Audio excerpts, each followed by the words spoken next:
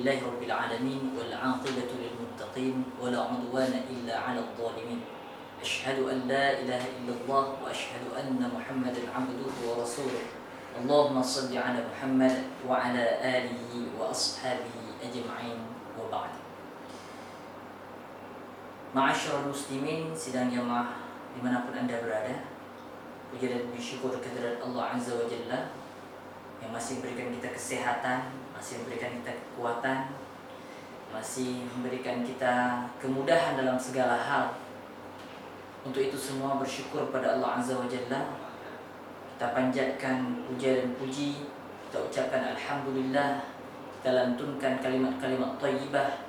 Mudah-mudahan itu di antara hal yang paling sederhana yang kita bisa buktikan kesyukuran kita kepada Allah Azza wa Jalla. Salawat dan salam pada Rasulullah Muhammad SAW, suri tauladan kita, qudwah hasanah kita, yang kata Allah dalam Al-Quran, dalam surah Al-Qalam, wa innaka la'ala khuluqin azim. Sungguh engkau wahai Muhammad adalah sosok yang memiliki nilai kepribadian yang sangat tinggi. Ma'asyiral muslimin, sidang jamaah dimanapun Anda berada, dalam Al-Quran Allah Subhanahu wa Ta'ala menyampaikan kepada kita satu doa, yang doa ini dipanjatkan oleh Nabi Allah Sulaiman alaihissalam, sosok yang luar biasa dalam hal kesyukuran pada Allah Azza wa Jalla, sosok yang luar biasa dalam hal ketaatan pada Allah Azza wa Jalla, sosok yang kaya raya, sosok yang memiliki kuasa yang istimewa, banyak kemuliaan-kemuliaan, banyak mukjizat-mukjizat yang Allah hadirkan untuk beliau alaihissalam. Nabi Sulaiman mampu berbicara dengan binatang.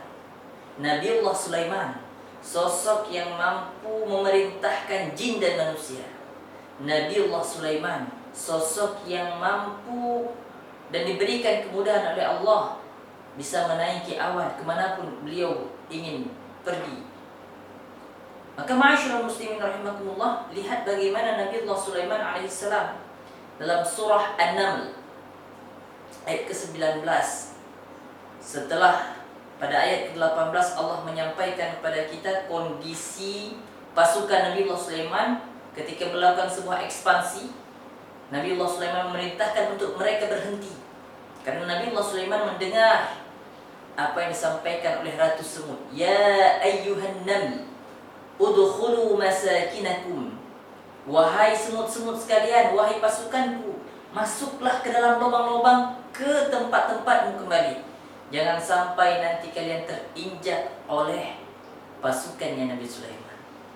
Maka Nabi Sulaiman alaihissalam ketika mendengar apa yang disampaikan oleh Ratu Semut tersebut, beliau tersenyum sembari beliau berdoa kepada Allah Azza wa Jalla. Fatabassama dhahikan min qawliha. Beliau tersenyum mendengar apa yang disampaikan oleh Ratu Semut.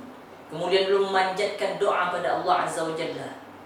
Rabbi auzi'ni an ashkura ni'mataka allati an'amta 'alayya wa 'ala walidayya wa an a'mala salihan tardah wa adkhilni bi rahmatika fi 'ibadika as-salihin. Doa yang luar biasa. Rabbi auzi'ni, wahai Tuhanku, berikan kesempatan untuk an ashkura ni'mataka allati, untuk mensyukuri nikmat yang telah Engkau berikan, an'amta 'alayya, yang telah Engkau berikan untukku,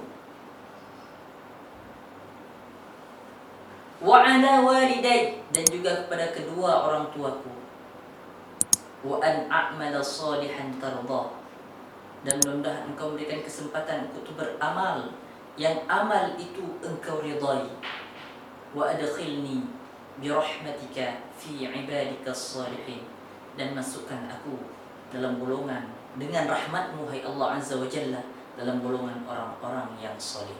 Maka ma'asyiral muslimin rahimakumullah, kita terus belajar mensyukuri kenikmatan yang telah Allah berikan pada kita.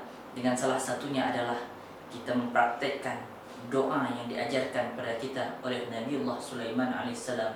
Rabbi auzi'ni أن أشكر نعمتك التي أنعمت علي وعلى والدي وأن أعمل صالحا ترضاه وأدخلني برحمتك في عبادك الصالحين. أقول قولي هذا وأستغفر الله العظيم لي ولكم. السلام عليكم ورحمة الله وبركاته.